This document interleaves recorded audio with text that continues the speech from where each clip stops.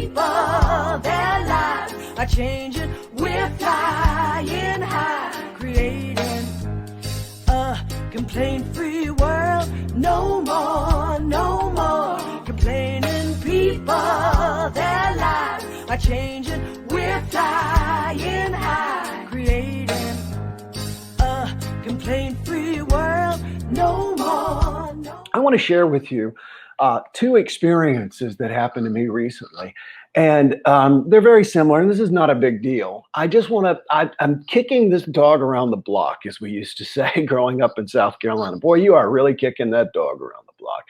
But again, it's something that I experienced for myself. And I also noticed that because I have my chairs upside down, it looks like I have horns coming out of my head.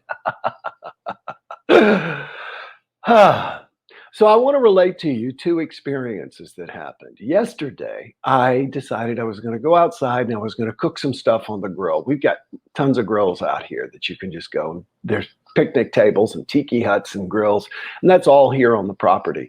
And the big one, the best one, which also has a sink and cutting boards and everything like that, is right down by the water, right down there.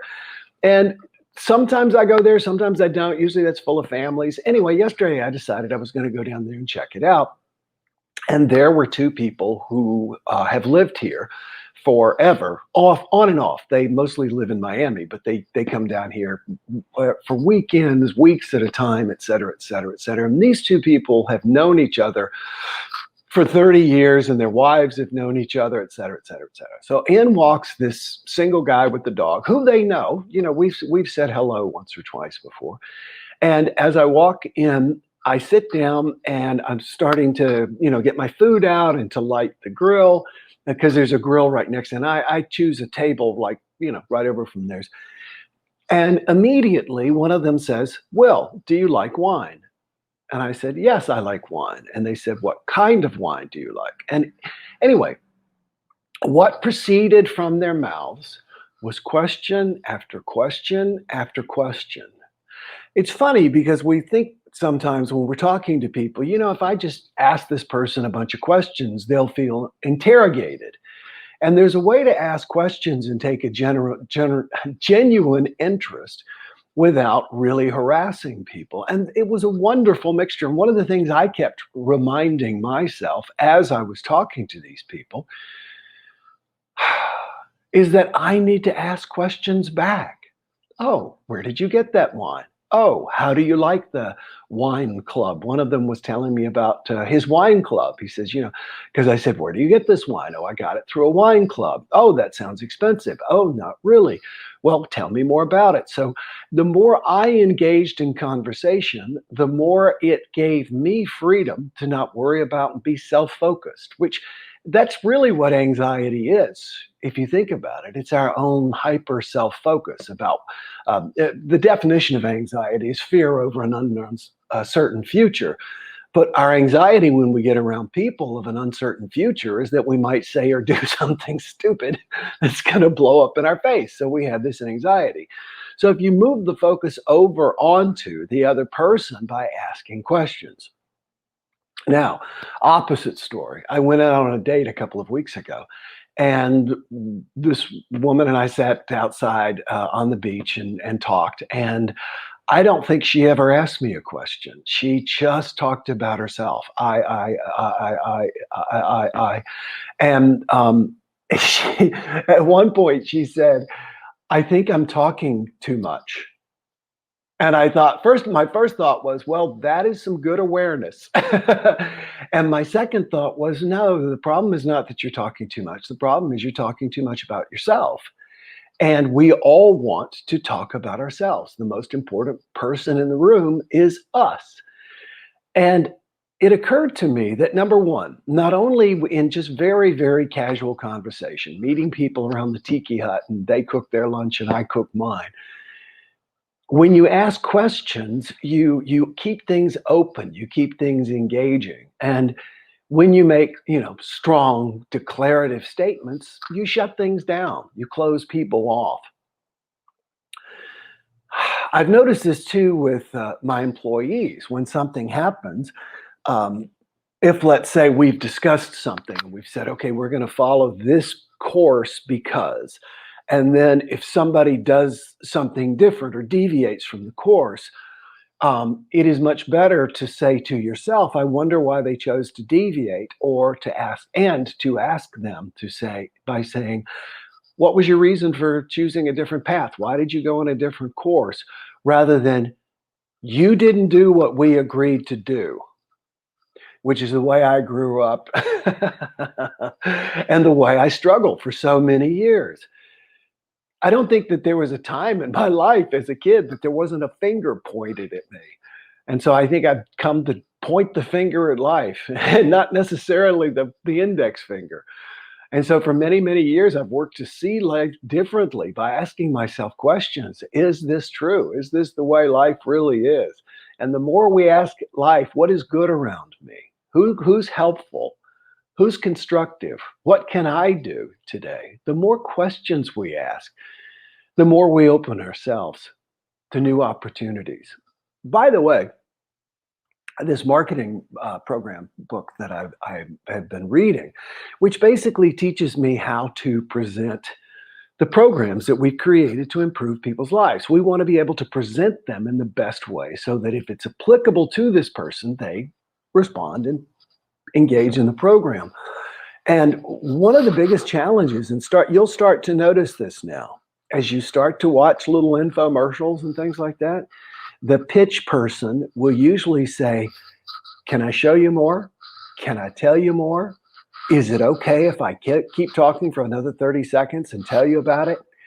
In other words, they ask your permission. They ask your permission. That has been discovered lately to be a huge thing as far as making people not so resistant. So, for example, with our Complaint Free Life program, created this video, created everything explaining it. And before I actually explain it, I say, now this provides this, and is it okay if I tell you more? Now, it's a recorded video. Of course I'm going to tell you more. But the point is, questions have been shown to get rid of people's defenses. So if you've got something difficult, something that you're going to be talking about today, try and phrase it in the form of a question. I made a mistake. I put something off here where I live. I should have labeled my paddle boards. They told us when we had to do it by, and I hadn't done it. And anyway, somebody else went out and took a permanent marker and marked the wrong unit on the paddle boards. Honestly, I don't care. I can put a sticker over that, and I think that'll make them look cooler by having stickers on them. But then I walked up to the board president and I began to talk in questions. I first of all said, you know what? I know this was my mistake. I shouldn't have done it. But I wonder, is it okay for me to still put my thing on this? Is it okay for me to still register this? If I'm using one rack instead of two, is it okay for me to pay half price for the two boards equaling one rack price? Et cetera, et cetera, et cetera. Anyway, couldn't have gone better. So, questions. Is it okay if I ask you some more questions? Is it okay if I invite you to share right now? Please click share. When you click share, we expand our positive community, and you let other people in your life know that your life is based in positivity, and you'll find they'll begin to actually treat you more that way. All right, everybody, click share. And more than that, if you click share, please type in the word share. Teddy's butt thanks you very much. I got to feed him his breakfast pretty soon. He's back to being, what do you call it, finicky.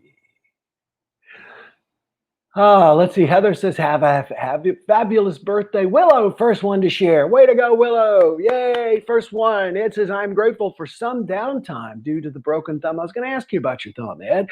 I get to catch up on some things I have put off. Wow. Catch up on some things you have put off. I remember I had, when I had my rotator cuff surgery, I was also in the middle of writing a book. And they gave me Oxycontin or Oxycodone or one of those.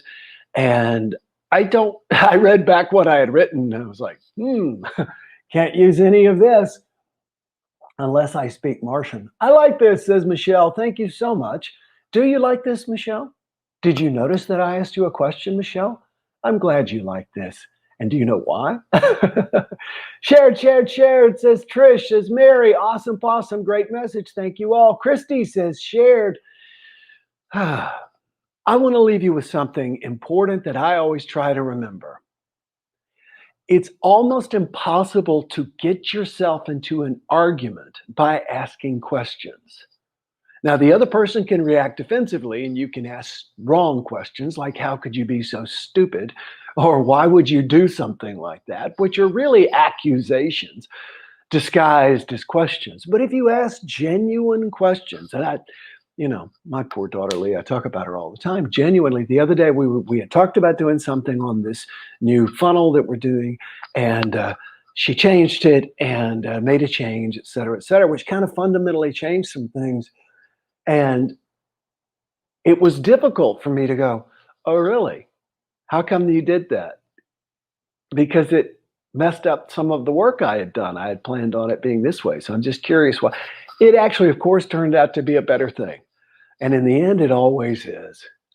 All right, everybody, it's Monday. Monday's not a curse. It's an opportunity to hit the ground smiling.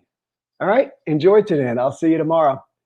Love you all. No more complaining. People, their lives are changing. We're flying high, creating a complaint-free world. No more complaining. People, their lives are changing. We're flying high.